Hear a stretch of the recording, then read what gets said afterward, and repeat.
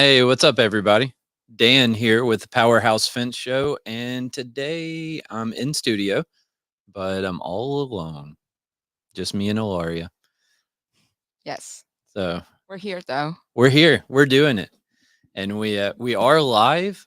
And so the phone number's scrolling at the bottom of the screen as normal: 901-878-4987. So today we're going to kind of talk about our process of finding jobs that we're going to bid and how some jobs come to us and how we find some jobs. Our show is presented by Memphis Fence Company, MFC Manufacturing, Simpalo, and Thornton Fence Consulting Group. So the link is in the description for Tony's event schedule. Definitely, as always, we recommend that you go check one of those out. I've been talking to Tony a little bit since last week, working on some job description stuff, and he kind of threw another level of, I don't want to say complication, maybe completeness in there. And he's like, well, if you do job descriptions, you need KPIs to go with them. And so now that's kind of the challenging part for me, is trying to figure out how we track the KPIs. Right? It's easy to just say, well, here they are, but then you got to have a system to actually track them if you're going to, monitor them. So kind of the inspect what you expect situation. So trying to work through that, trying to figure out how we're going to stay on top of that and make sure that we're tracking what we want people to do. So like I said, oh, thank you. We are live. Phone numbers on the bottom, and we're going to talk about how we find jobs. And I think next week, or here in the next couple weeks, I'd like to talk about the system that we have kind of developed for bidding these jobs, kind of like the software that we use and the way that jobs flow through that software as we decide if we're going to bid them and then go ahead and pursue actually bidding them. Um, and also, I think maybe coming up soon, I'd like to kind of circle back on some of the agendas that we've done, probably like this year, because we never, or some of the shows we've done. I make an agenda for every show, and we never really get all the way through the agenda. We will today because I'm alone and things go a little bit quicker when it's just me, but normally we don't get through them. So I thought maybe kind of circle back and grab some of the things that we haven't talked about in some previous episodes. But um, thank you for listening. Thank everyone for tuning in right here when we're live. Thank you for downloading the podcast. It's cool to see the analytics and see that people actually are listening to us and all of that. Um, I would like to know what you want us to talk about, right? Surely someone out there has some kind of question that we could talk about. It doesn't have to be a whole show, right? But if you got a question, something you want us to address on the show, then send it over. It is kind of a challenge to come up with something to talk about every week, and getting guests on the show and all of that stuff, like while we're actively working and doing our job.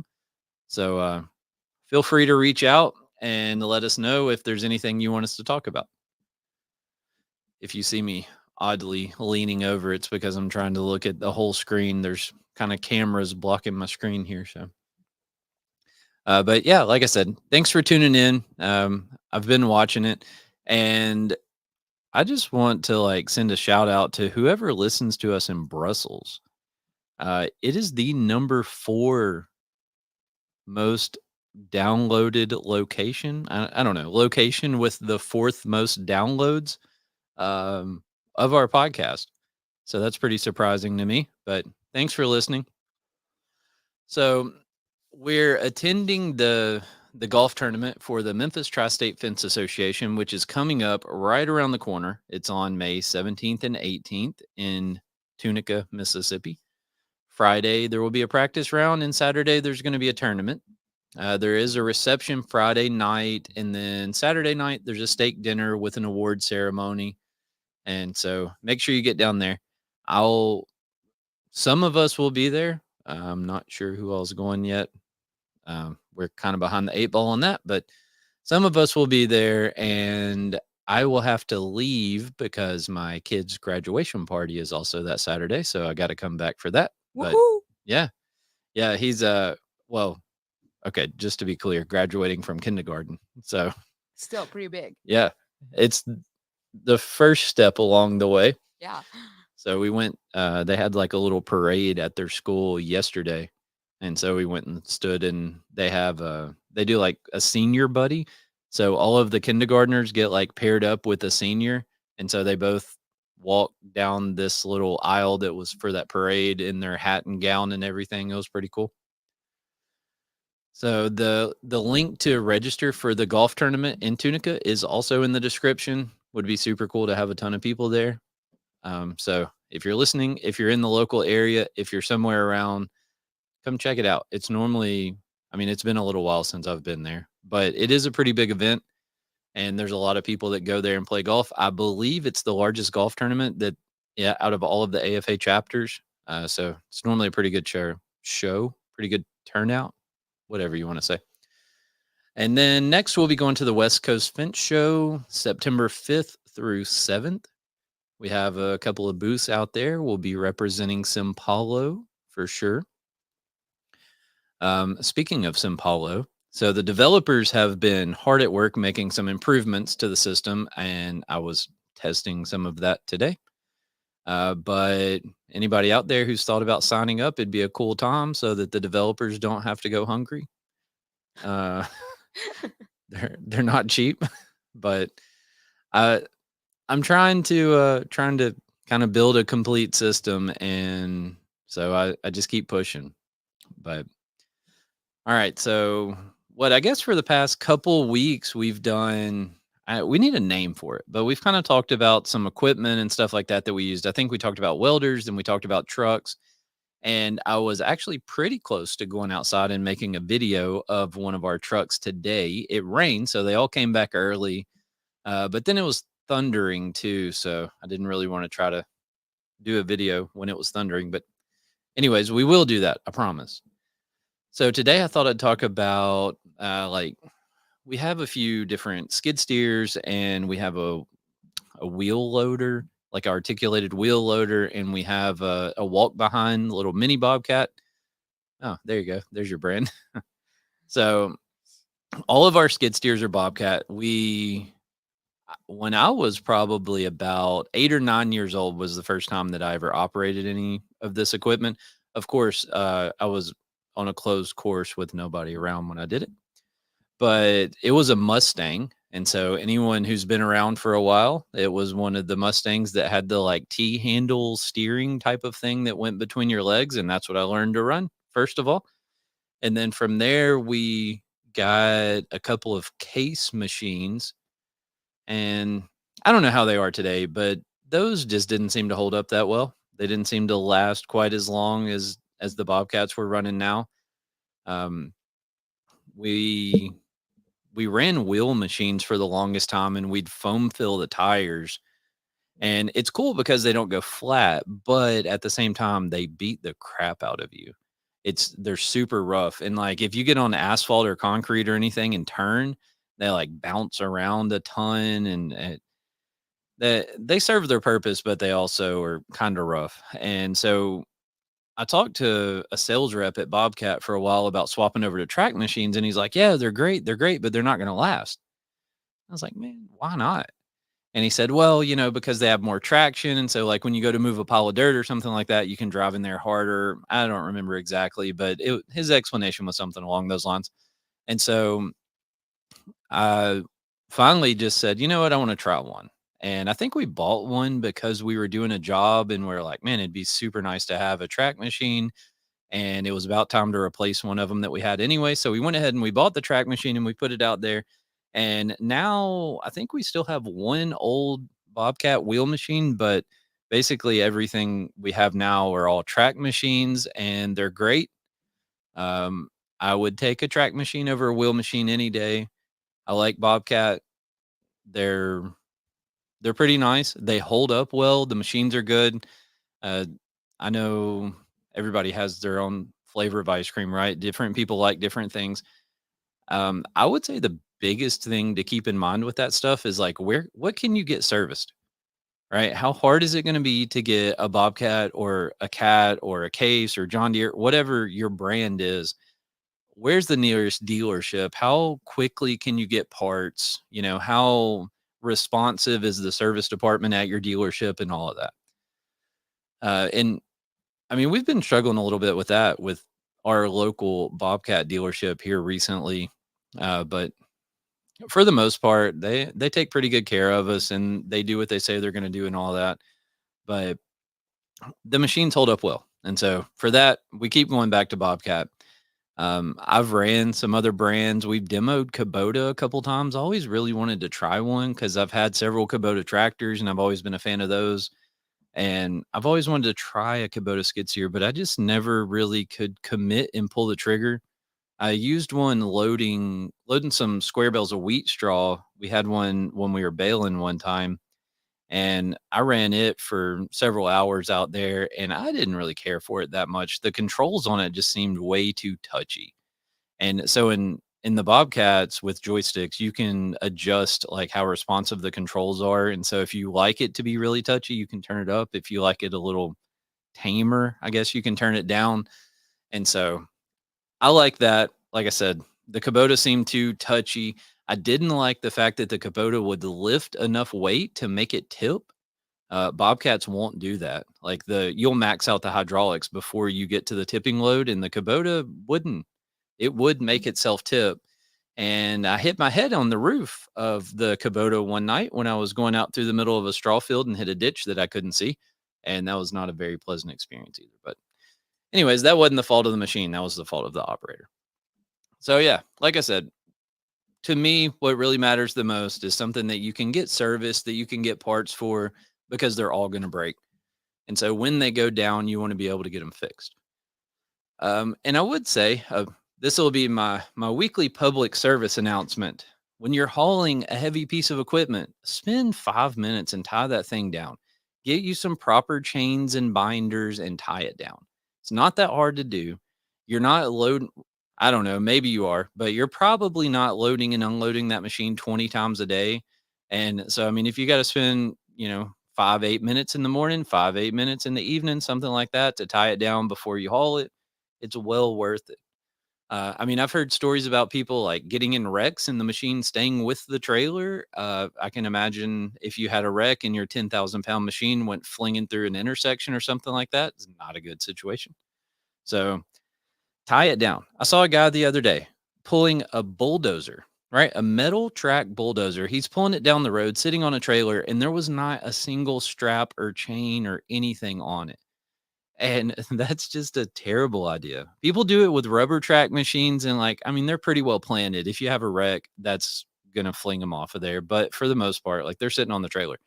But man, a steel track bulldozer, that was crazy to me. I've seen way too many videos of those things just like sliding off the side of the trailer while they're trying to load them. So spend 5 minutes, tie your machine down. Don't put yourself, your livelihood at risk, because you would certainly have some lawsuits over that thing coming off, but also your fellow humans. Like you don't want to accidentally kill someone because your machine comes off the trailer. So let's I'm really excited about doing Italian by myself, I gotta say. Can't So wait. yeah. Yeah. So let's do it. The Italian word for the week is estimate.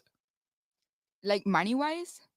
Like we prepare an estimate for a customer for a fence, like a bid. Okay, yeah. Okay, so preventivo? Preventino. No. Preventivo. There is a V at Now the end, not an N. preventivo. Yes. Good job, actually. Oh, thanks. I had to say it like I was a little bit angry, like you Yeah, did. yeah, don't do that. But you did it. Thanks. Thanks. All right. So moving right along here. Let's get to the meat and taters here. So how do we find jobs that we're gonna bid? This is a really big topic and could probably be a pretty big conversation, but I'm gonna try to hit some of the high points and kind of just I've got stuff kind of categorized a little bit, and so I'll try to give you a little overview here. Um, so first, remember that our fence company is like 53 years old. And so a lot of the local people just know that we're here. And if they're bidding a job, they're going to ask us for a price. So that kind of plays into it. I will tell you, I personally do not have any experience at starting from scratch and finding general contractors and asking them if I can bid on jobs. I've found new general contractors that we had not bid to before, and I've made relationships with people that I'd never met before that were general contractors and project managers and all this stuff. But I've never started from zero and tried to build something. So there's my disclaimer for this. But I will also say, even though we are 53 years old, like we get invitations to bid on jobs from people across the country that they don't know us from Adam, right? There's a lot of people that are estimators in the world, and I guarantee you there's a lot of them locally that don't know anyone, right? I mean, if you walk into work on your first day and you've got to send out invitations to bid, you probably don't know anyone. So, uh, anyways, like I said, kind of my disclaimer piece there. But if I was to start from scratch, this is what I would start off by doing. I would write a letter, right? So sit down, open Microsoft Word or whatever you're going to use and just draft up a document that's like an introductory. I don't even Yes. know how to say that in English, let alone Italian. Letter, and just say, "Hey, my name is Dan, and I've got a fence company. For the past 4 years, we've installed residential fence, and now expanding into this general contractor commercial world. And I would like the opportunity to submit proposals to you on projects. I can operate I could complete a job that's up to $100,000 or 50,000 or 200,000, whatever that is. And just, I mean, I would kind of give them like maybe a little bit of history about you, some of the things that you've done. And then, like I said, what kind of jobs you're looking to bid, what size projects you're looking to bid. And I would also say, like, be realistic about that, right? We've talked a lot about money, talked a lot about cash and how you can get yourself in some difficult situations by overextending your resources, whatever those are. Maybe that's money, maybe it's time, maybe it's installation capacity, whatever that resource is. Just be realistic about what you can do. Of course, when you write the letter, give them some contact information. So where do you want them to send invitations to bid? Probably going to be an email address. Nobody's really going to fax you or mail you anything anymore. And then I would just go to your search engine of choice and find some local general contractors and just send the letter to them. And I mean, you could put it in the mail. You could also email it. You could do both. That would be great. And then maybe a week or two later, I'd give them a call and I'd say, "Hey, I sent a letter just following up. I want to see if I've been added to your bidders list or not." And that would be my approach. We had Felicia on the show. She used to work here. She now has a fence company over in Western Arkansas.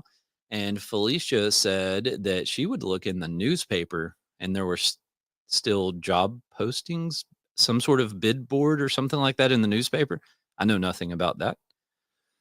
I do know that there's like a business journal that gets published, and those business journals will talk about projects. They'll kind of talk about like, funding and development and all of that for certain projects. I don't know that you'd have enough information in there to really find like who's bidding on a job, but you could call an architect firm if you knew who it was and ask them for a bidders list. So, I think you got a great comment. what is this? I'm like the Dave Ramsey of fence, and that's a good thing. Love how sincere and genuine you are Yeah. in wanting to help people. Thanks, Cannon. I'm trying my best. You're slaying. Oh, thanks. I've heard that twice today, right? Yeah, see? Yeah. Look It's a at good that. It day for must be you. true. All right. So, like I said, you can call if you find a job that you want to bid, wherever it's posted, and you can find out the architect on the job, then you can reach out to their office and say, "Hey, do you have a plan holder list for such and such project?" And I mean, it's not going to happen every time. I used to do that in the olden days. Like I'm not that old. I understand. But I kind of came into this thing when the internet wasn't used as much as it is now. And I don't mean like you couldn't, go to Google and find something. What I mean is there was not as many like bid boards out there. They weren't as widely used and all of that. Um, I originally bid jobs off of paper. And I mean, so I'd go to like a builder's exchange. I've been to general contractor's office. I've sat in there with the scale and, basically drawn the layout of a fence on a piece of paper and brought it back to the office to bid the job. So I kind of came into it in like that era when that was fading away. Um, and so back in those days, we used to get like printed, maybe from like Dodge, McGraw Hill, somebody like that. We would get printed books every week that were all the jobs that were bidding and kind of would give you a little information. Those would not have all of the bidders listed in there necessarily. And so a lot of times I called architects and asked them for a plan holders list, and that's what I would use to submit bids. So I know that works. Um, but anyways, you can do that. So the number one way that we get requests for bids are that we're just on a lot of bidders list. And again, I mean, we've been around for 53 years. I don't know if that's considered old or not, but we've been around for 53 years. A lot of people know of us. We're already on a lot of bidders list. And so we get a lot of emails that just come to us. And I went back over a few days and I looked, and there was about 12 and a half emails per day that's in like a shared email. We just have bids at memphisfence.com as a shared email account. And so we'll move invitations to bid into that email. And like I said, there was about 12 and a half a day average in there that were not deleted. Now, that's not every one of those is an invite to bid on a job. Some of those are updates, and some of those are, we're not bidding on the job type emails, things like that. So we get quite a bit of emails that just come in the door. Let's see. So Dan Wheeler wants to know the biggest mistake I see when guys are trying to get into commercial work. I don't know. I don't know if it's the biggest mistake, but 100% I would say that the biggest thing that people should be aware of is the way that the cash flow works when you're doing work for general contractors. We've talked about that several times.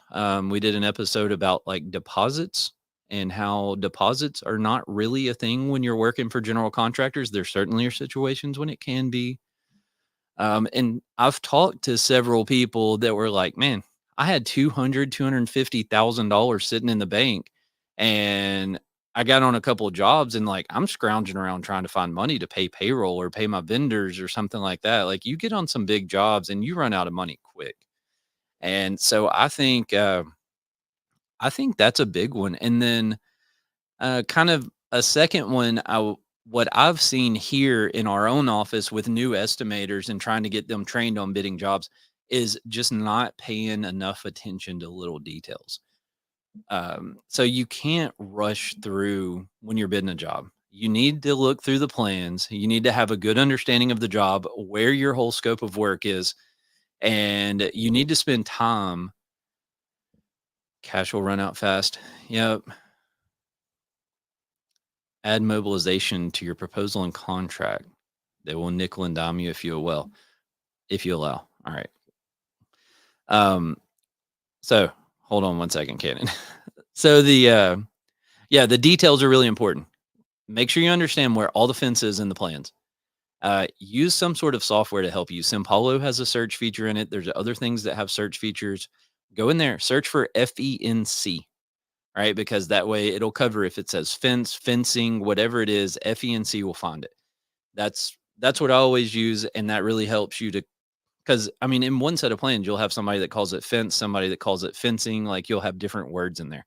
Um, and then make sure you find the details of what the type of fence, and then go read the specs, right? And don't only read the specs for the fence, but also read the specs to make sure that does it have to be domestic? Is there prevailing wages?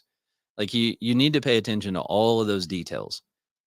And so I guess that would be the two things that I think are most important that people understand: mistakes, missing the details, not understanding the way that the cash flow works. So add a mobilization charge. It's funny. I think when I was doing my homework for the deposits episode a few weeks ago, I asked a couple contractors about mobilization. Some of them will let that fly, right? In the fence world. I had one guy tell me, he's like, "You know what? I'm not paying mobilization to a fence company." He said, "What do? You get in the truck and you drive to the job site." Right? Now, what he was talking about specifically was local jobs, but if you are traveling, say you're going, a couple hours away or something like that, yeah, mobilization. Or if you have to like get rental equipment mobilized to get on site and things like that, yes, mobilization. Um, I've sometimes when I bid jobs, I'll put in, I kind of put like a little clause in there, and I'm like, hey, I included 3 mobilizations to the job site. If there's any more, it costs you X amount per mobilization. And that kind of that really comes into play more on the like out of town jobs, right? But yeah, put it on there, right? You can put anything you want to on there. The worst they can say is no. So Um, thanks for the comments and questions there. Appreciate it. All right, so the bids emails. All right, we get a bunch of them. Like I said, we've submitted a bunch of proposals. We've done all of that over the years, and so we're kind of just on people's bidders list now. But not on everyone's. All right, and so we also have profiles that are built out on various bidding sites. And so I mean, there's a ton of these things out there, but like I Square Foot, Building Connected, Construct Connect, Plan Hub, sites like that. A lot of times you can go in and you can build a free profile that maybe is like, you choose your scope of work, you choose your service area, things like that. And so that way, when a general contractor that's, you know, 800 miles away from you is trying to bid a job that has your scope of work on it in your area, and they send out invitations, like that system is going to send it to you. And so, in fact, as I was going back through that bids email account, I was talking about looking at the some of the emails we had gotten kind of preparing for this. I noticed footers on the bottom of them that were talking about how they were automated emails, right? And so if you reply, nobody's going to get anything. So that's those systems just sending the emails out to you. But yeah, there's a ton of those things out there. I mean, you can look for them. But yeah, this message was sent from automatic project message system. Like you'll see stuff like that on it. So somehow on their side of that system, they're just choosing scopes of work and area and sending an invite out to everyone. And like I said, a lot of those accounts you can go and you can build out for free. And so you definitely that's worth the time and the effort to kind of just sit down and try to find some of the sites that are available. So that's two ways, right? People send us invitations to bid, and then we also have profiles that are out here on these various sites that general contractors use to send out invites. And then the third way that we find Cannon jobs. Johnson. Someone called. Someone's Oh calling. my goodness. Hold on, listeners. We have a caller. Cannon. Hold on. All right. What about now? Hello. Can you hear Hello. me? Yeah. Hey, what's going on? What's up, man? Cannon Johnson calling, long time listener, first time caller. Hey, first of all, I'm humbled, man. I'm proud you answered the phone. I just want to say you guys are doing a great job. Thank you for what you do and keep it up. Well, thank you, Cannon. I appreciate the call and the kind words. Yeah, man. Hey, just a quick question for you. Are you like are you like a Drake Clips kind of a guy, or like I'm going to the barbershop kind of a guy? No, I have some clippers at my house and I cut my own hair actually. Well, I thought that might be an option too, man. Maybe it's the camera and the studio lighting, but man, you guys look great tonight, man. I was like, I don't know if my phone has been upgraded or you had a haircut or if the camera has went to 4K. But I was like, man, something is freaking clicking on all cylinders on the uh on the show here. So I want to say good job, man. Keep it up. You look like Dave Ramsey here, and I love Oh, I appreciate it. it. And Yeah, man. I'll give my compliments to the Clippers. Let them know that they did a good job for you. They are doing a great job, man. Well, Dad, hey, y'all keep it up, man. I'm gonna keep on listening. That's all I had. All right, sounds good. I appreciate you. See you guys. All right, bye. So, good old Cannon. Alaria was super excited. Oh my God, yes. She's over here with a big grin, giving me thumbs up and everything. So thanks for calling, Cannon. That was cool. There you go. If anyone else wants to call, the number is on there. Anyways, so we do pay for access to plan rooms. But before I get into the ones that we pay for, I also kind of have a little bit of a list here. There's places that you can go see bidding jobs. So like we're in Tennessee, so Tennessee Department of Transportation, they have bid lettings. That's where like they bid multiple jobs all at one time. So TDOT only does it, I think maybe quarterly, maybe 5 times a year, but I think it's quarterly. And so they'll put all of the jobs that they're bidding kind of in one massive document that have all the big quantities in there. So you can just open that document, Control F, FENC, remember? And now you can find the jobs that have fence on them, and it shows you the counties that they're in. So it kind of lets you find the area that the jobs are happening in, so you can see if you want to bid it or not. And it also just gives you the quantities, which is really cool. So I did that today. And I was looking at a job and it was like, oh, hey, 6,500 feet of chain link. Like, yeah, I definitely want to bid that. I shouldn't say that kind of stuff until after the job bids. So, no, that wasn't Tennessee Department of Transportation. That was the Texas Department of Transportation. So all y'all go look there.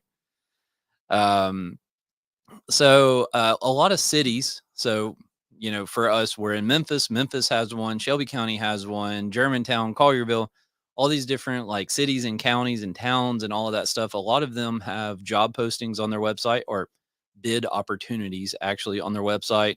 You can go on there. You can see jobs that are bidding. Now, remember, that's not giving you the general contractors that are bidding the job. So you still have to do the legwork and find out who's bidding it. So you can call the design team. Yeah, I know. What's up, Alan? How's it going? Good to see you. And then Cannon says, remember, Cannon's listening and learning too. That's okay, man. That's okay. So you're still going to have to do that legwork, right? So if you get the TDOT ones, so Tennessee Department of Transportation, those are hard. Those are probably the more difficult ones to figure out who's bidding. And there's some people that bid these jobs all the time. And I've straight up been told in the past, we do not send out invitations to bid. If you want to bid a job to us, you'll figure out that we're bidding and you'll send it to us. I'm like, okay. So there's that kind of stuff that exists out there. But like the cities and the towns and counties and stuff like that, you probably have a little bit easier path if you want to try to contact them and get a list of plan holders. That's going to be your best way to try to figure out who's bidding. And then from there, if you want to make sure all of them are bidding, you can call them all and be like, hey, you bidding on such and such job? Because sometimes some of them are obvious. And then some of them you're like, wait a minute, these people I don't think are general contractors. So you can call them all and ask them. Again, it takes time, but I mean, this is also a free way to find jobs that you can bid. So you got to put in the legwork sometimes if you want the cheap or the free route, right? So, all right. We're still working on kind of getting into this world of bidding federal work. And if you missed it a few weeks ago, we had an episode. It was called GSA Work with Victoria Smith. So Victoria works for a company that does exclusively federal work. And we had bid a job with her. And so she was on here and we kind of went through the job that we bid and asked her a bunch of questions and all that stuff. And we're still progressing in that world. So the federal work is also posted and publicly available, right? So you don't have to pay for anything. You don't have to create any logins, none of that kind of stuff to have access to it. Um, I was looking through sam.gov today. Now, if you want to bid a job, you have to be added onto the project as an interested party. For that, you have to be registered with SAM, and that's a process. It is a federal government website, so you can imagine that getting registered to where you can log in there and all of that is a little bit of a process. And every time you go log into that site, it uses multi-factor authentication. If you close the site and go back 5 minutes later, you have to log in again. So it's going to text you every time and all of that stuff. So it'll kind of drive you crazy a bit, but there's quite a few fence jobs on there once you kind of figure out how to work it. All right. So the paid ones, we have a membership to a local builders exchange here in Memphis, and it's fairly inexpensive. We pay something like $500 a year in annual dues, and I think $150 a quarter for online access. I don't know this to be a case, but I would imagine this place you can still go sit in a plan room and roll out a set of plans and measure with a scale if you're still doing that. I use Simpala. But I think that they still have a place you can do that. And like I said, I used to do it, but it's been some years ago. So this site, when I looked at it today, there was 45 jobs on there that are actively bidding. Remember, not all of them are for us, right? Some of them are going to be your HVAC replacement and things like that have no fence on them. But you can go through those and you can definitely find some that have fence on it for sure. And the big one that we use is Construct Connect. And I say big because it is big, not like it does a lot of stuff, right? It's not necessarily the one that we use the most, but it does a lot. I tried to look and kind of see the cost breakdown because they charge you like per user, but then they also charge you per state. And so we're spending somewhere around $5,000 a year for our membership to Construct Connect. If you have less users in less states, it's going to be cheaper. And again, you set that up like we talked about before. You go in there and you build out your profile and you put what type of work you do, where you want to do it, and all of that kind of stuff. And then people will start sending you invites. So you do get invitations to bid on jobs through Construct Connect. I did not look to see how many like active invitations we had. Sorry. It works pretty cool though, because it shows you who it comes from. They all come to like an inbox almost. So it's kind of like an email, but it shows you who they come from. I think it puts like a budget for the job. So you can kind of see like the size of the overall project, not the budget for the fence, the overall project.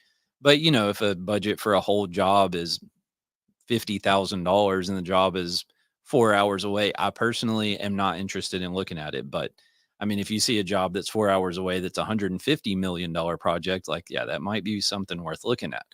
So kind of helps you to narrow it down a little bit. And that's the challenge of it, is narrowing it down. Because as of today, when I looked at this, there were 10,329 active projects that had been updated in the last 90 days.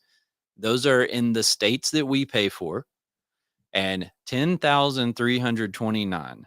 And so that's a lot. And like trying to sift through all of that stuff. But there's a lot of different like statuses that the jobs can be in. So there's 4 different types of status in the category of planning, 2 in the category of bidding, and then 6 in the category of post bid. So it kind of like breaks it down for you a little bit. This is like turning into a sales pitch for Construct Connect, huh? It's going well though for them. Yeah, it's going well for Yeah. them. I can see You're doing great. people are leaving the show to go sign up for it right now. There's when I narrowed it down to kind of a little bit more like what I was looking for, the status of either GC or subcontractor bidding, there was 1,230. Still a lot of freaking jobs in there. And same thing, not all of them even have fence on them, right? It's a lot of them that are like HVAC replacement and sewer upgrades and all that kind of stuff that are nothing for us, but you still have to sift through 1,230 different jobs, which brings me to my next point. If you're going to get into this world and like, if you're going to go down the path of Construct Connect, I mean, we have multiple people who a large portion of their 40-hour work week is spent doing this, finding jobs and bidding jobs. And Like Lynn.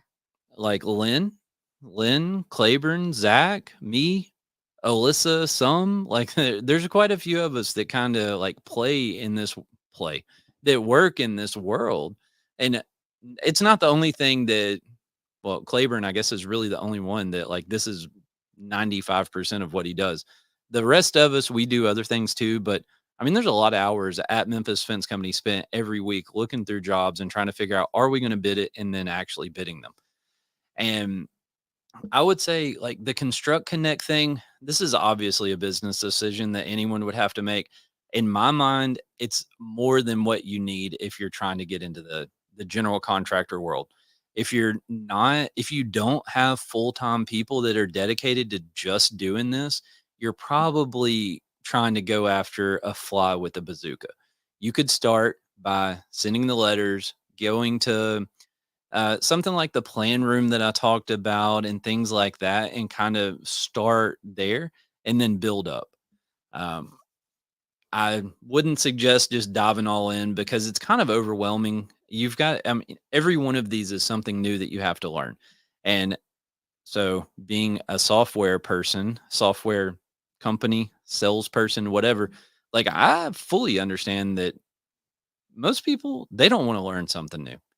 A lot of people in the world will keep doing stuff the complicated way over and over again, and won't take the time to learn how to do it the easy way. So I think that kind of relates to like going down the path of getting something big like Construct Connect. Building Connected, I think, is kind of similar to Construct Connect. In fact, I I've kind of thought about swapping from Construct Connect over to Building Connected just because I like the user interface a little bit. It seems a little more user friendly. So there's two big ones that you could check out if you do want to go down that path. But again, just be ready because it's a lot. But yeah, in those systems, like you can add certain general contractors to a watch list. And so every time that they add a new job or, put an addendum on there or something like that, you'll get notification. So if you have some relationship with contractors that you do a lot of work for, then you could put them on your watch list and you can kind of like be one step ahead, right, on jobs that they're bidding and stuff. And so that's pretty helpful. And I mean, just being able to go out there and search and find bukus of jobs, it's helpful if you're doing it a lot. But like I said, you're probably going to want somebody full time to do it. And the knowledge you are giving us is greatly appreciated. Well, thank you, Alan. That's what we're here for, man. I'm trying to share. And hopefully, like I've always kind of looked at this thing as, man, if we're helping one person, then like it's worthwhile, right? And I try not to operate like we have any closely guarded secrets, right? We've done it a long time and we have a lot of experience, but anybody could learn how to do it. I'm just trying to help people not make the mistakes that we've made in the past.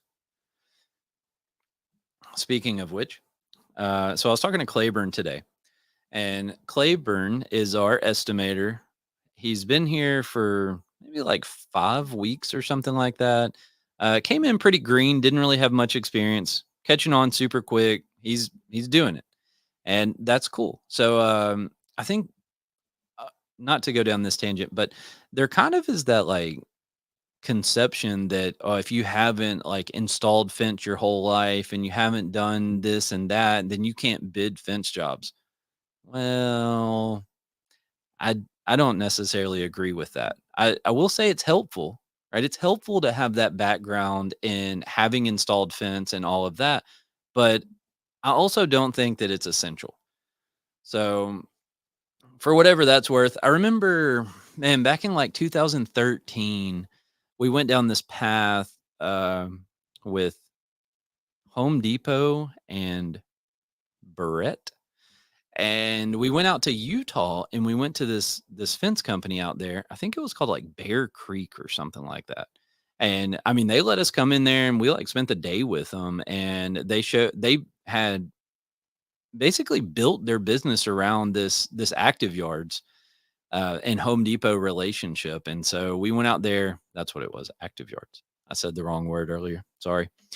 But we went out there and we kind of spent the day with them and we just learned their processes and all that. And I remember that guy saying, he's like, yeah, we have a salesperson that's new and he's in California and he's been doing it for like 3 weeks and, was kind of bragging on him and all that. And I was like, oh, did he install for you before? And he's like, nah, he had never put in fence. I think it was actually like the guy's personal trainer, maybe something like that, before he hired him as a fence salesperson. And so it's those we we talk a lot about going to these events, right? Going to Tony Thornton's events, going to AFA events, coming to this golf tournament in Tunica. That's the kind of little stuff that you don't ever see coming, is that right there. And so I've thought about that a lot since then. And I'm just kind of like, I agree with this guy. He said, man, I go out.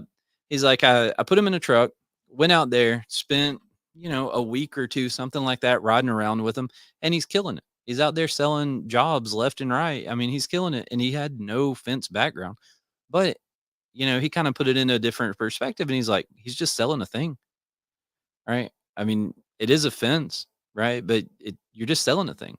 And so, not to say that everything I hear from everybody I just completely buy into, because that's pretty far from the truth, but it does make you think, right? And that's what that did. It kind of made me think a little bit, but anyways, back to the story with Claiborne. So he asked me, he says, we were talking about a project that I knew to have union requirements on it, and we are not a union shop. And so he asked me, he's like, well, man, what happens if I send a proposal and I miss that? And I was like, well, that sucks. Right. Because in his scenario, he says the general contractor sent us a contract and then we find out that it's a union required job. Well, let's rewind back to what I was talking about earlier when I said, I think to Dan Wheeler's question about the mistake, you got to pay attention to those details. So that union requirement probably was in the spec book somewhere, and you probably didn't do a good enough job looking through the specs. Now, I would say there is a possibility that it wasn't there, and there's a chance that it could have jumped out, and they just didn't send you the full specs. Things like that happen a lot. We did a prevailing wage job a month ago, and they sent me just a drawing, or no, they didn't even send me a drawing. They just gave me a layout. So, I mean, I hopped in Simpolo, drew it out the way that they described it to me, bid the job, sold it, and then I get a contract and it's a prevailing wage job. Fortunately, it was a pretty small job. It didn't really matter that much, but, and I mean, we also were paying people like more than the prevailing wage rates anyways. But there's situations like that where they don't give you the complete information on the front end. So you can get into that. But also there's a lot of times where it is a prevailing wage job. I've bid jobs, I've sold jobs, and we've started jobs. And then we get a phone call like, hey, where's your certified payrolls? Like, well, what are you talking about? No, this is a certified payroll job. Oh, I didn't know that. Well, and then you go back and look, and sure enough, it's in the specs, it's in the contract, it's in everything. And I mean, I was young once and less experienced. So that to answer Claiborne's question, I said, man, that sucks. Right. And we can't do a union job. Now, the prevailing wage thing, like that's another conversation, but we can't do a union job. And so now you have a contractor that has depended on you to do something, sent you a contract, and they think, oh, that's taken care of. That's done. I can move on to the next one. Now you got to call them back and say, hey, this contract you sent me, I can't sign it. Like, I know that I told you I would do something, but now I can't. And I mean, that's the start of the conversation. I don't know where the conversation goes from there, but I mean, it ends in you not doing the job. Whether you ever get to bid another job to that general contractor or not, who knows? Uh, so I know for sure in Construct Connect, I think it is, there's a way you can go into the settings and you can add people to a like blocked list or do not invite list or something like that. And so you wind up on those lists, right? When you do that kind of stuff, you wind up in those lists where they do not invite you to bid on jobs. And that's not a good scenario. It's not worst case scenario, right? There are things that could happen that are worse, but um it's definitely not good. And if you send in a bid bond with that job, now it gets way worse because now they're about to call your bond if you don't do the job. So now you have a bond claim on your record, and that's going to make it just a lot worse. So, anyways, that was a whole tangent. I went on my soapbox there, but the point is, pay attention to the details. They're very important. It's really easy to get excited and say, "Man, this job has so much fence on it. Look at this; it's going to be great. Oh, let's go knock it out." But you got to look at the details. So, please use something. Use some tools to help you not miss something. Make a checklist. Right? Sit down, get you a piece of paper, write it down, and just start adding stuff. You'll find things that you missed as you go along and just add it to that list. But you should have something to help you.